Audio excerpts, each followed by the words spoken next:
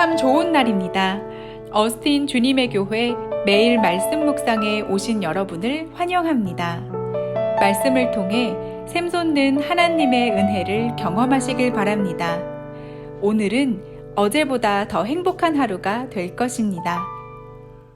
네, 12월 6일 매일 말씀 묵상, 오늘 우리에게 주시는 하나님 말씀은 디모데후서 3장 1절부터 5절까지 말씀입니다. 디모데후서 3장 1절부터 5절까지 말씀입니다. 우리 한번 한 목소리로 합독하도록 하겠습니다. 시작. 너는 이것을 알라. 말세에 고통하는 때가 이르러 사람들이 자기를 사랑하며 돈을 사랑하며 자랑하며 교만하며 비방하며 부모를 거역하며 감사하지 아니하며 거룩하지 아니하며 무정하며 원통함을 풀지 아니하며 모함하며 절제하지 못하며 사나우며 선한 것을 좋아하지 아니하며 배신하며 조급하며 자만하며 쾌락을 사랑하기를 하나님 사랑하는 것보다 더하며 경건의 모양은 있으나 경건의 능력은 부인하니 이 같은 자들에게서 내가 돌아서라. 아멘.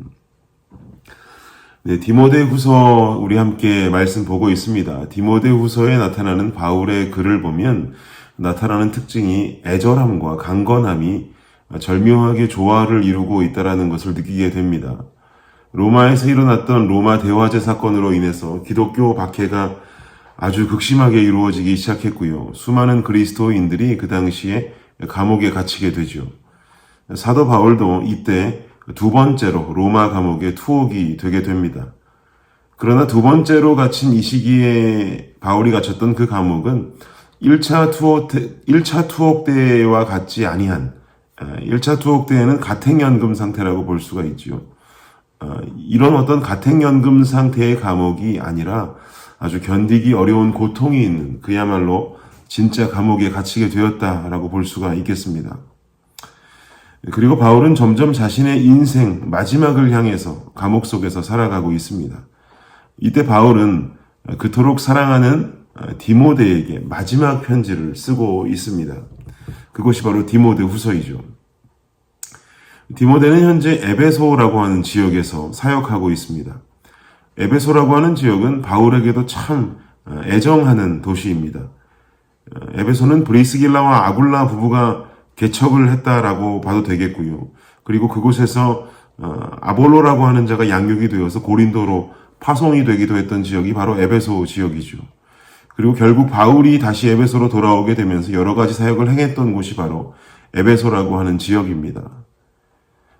지금 애정하는 도시에 애정하는 사람이 가서 목회를 하고 있는 것이죠. 그러니 바울의 글은 강건하게 권면하기도 하지만 또 애절한 마음을 담아서 권면할 수밖에 없는 상황인 것입니다. 애정하는 도시에 애정하는 자가 가서 사역하고 있습니다.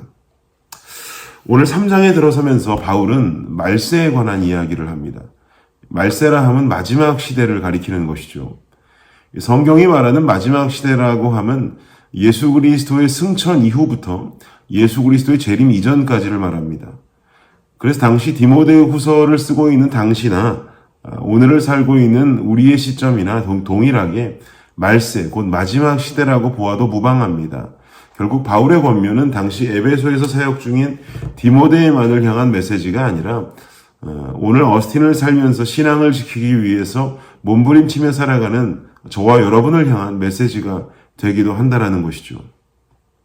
그 마음을 가지고 한번 우리 본문 1절 말씀 함께 보도록 하겠습니다. 1절 말씀 함께 읽겠습니다. 시작. 너는 이것을 알라. 말세에 고통하는 때가 이르러. 너는 이것을 알라라고 강권적으로 권면하면서 1절 말씀을 시작합니다. 말세가 되면 고통하는 때가 찾아온다는 거죠. 여기서 고통이라는 말의 헬라어 원어적인 의미를 찾아보면 어렵다라는 뜻을 가지고 있습니다.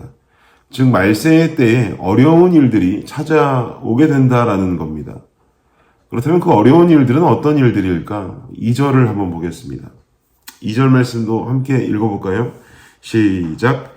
사람들이 자기를 사랑하며 돈을 사랑하며 자랑하며 교만하며 비방하며 부모를 거역하며 감사하지 아니하며 거룩하지 아니하며.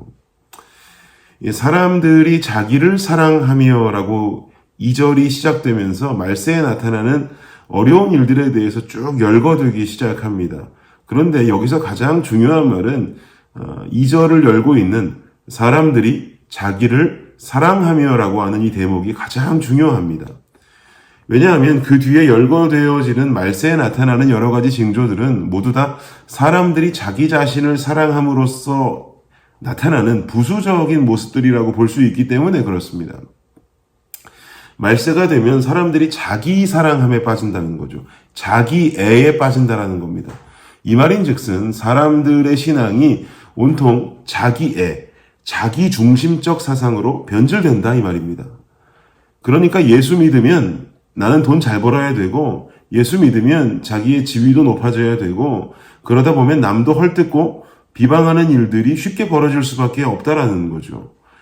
결국엔 예수를 믿는 신앙인이라고는 하지만 자기애에 빠져버린, 자기 중심적 사고에 빠져버린 신앙인의 모습을 갖추면서 돈과 명예와 비방에 능통한 신앙인의 모습이 된다라는 거죠.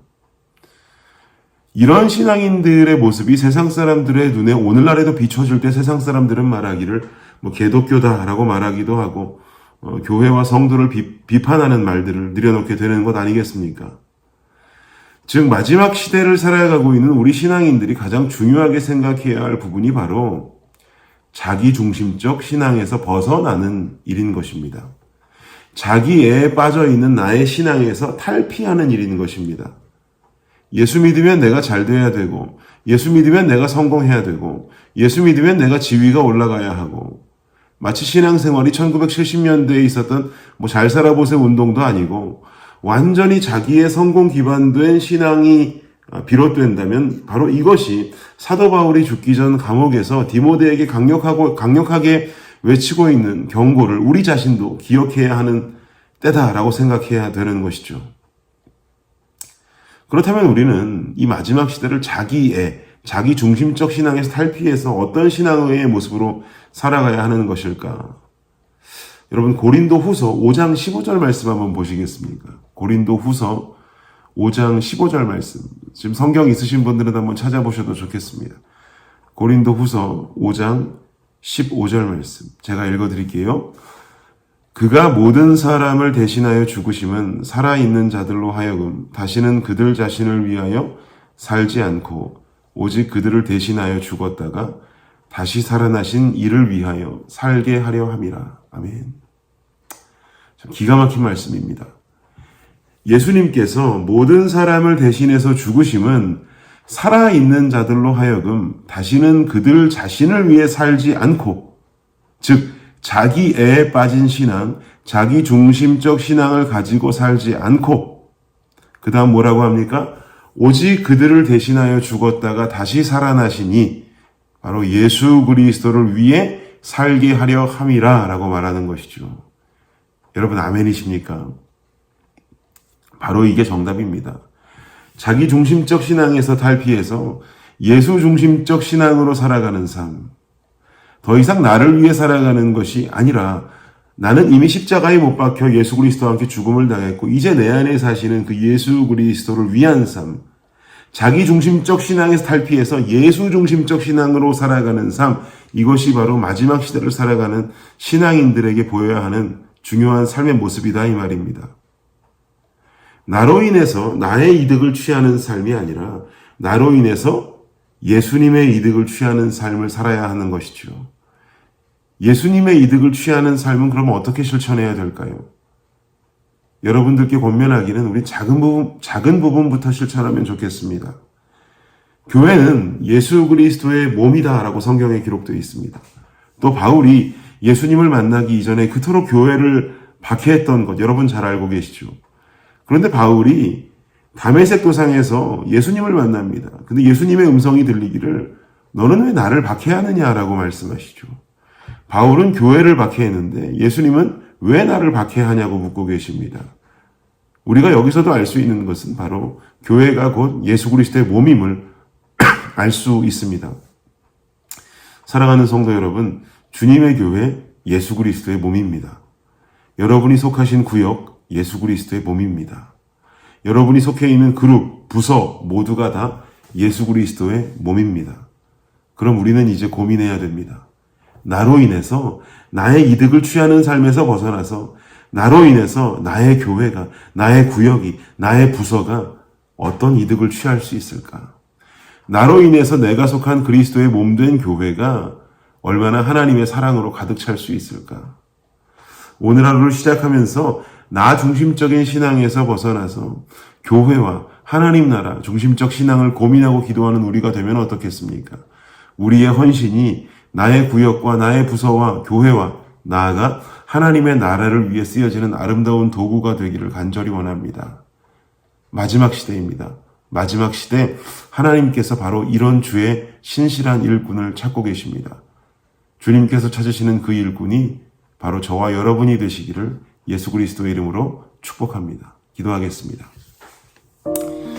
하나님 감사합니다. 이 마지막 시대에 자기중심적 신앙에 벗어나 예수중심적 신앙하는 우리가 되게 하여 주옵소서. 교회가 그리스도의 몸입니다.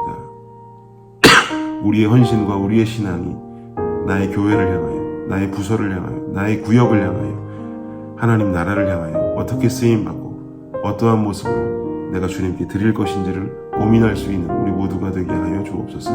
예수님 이름으로 기도드립니다.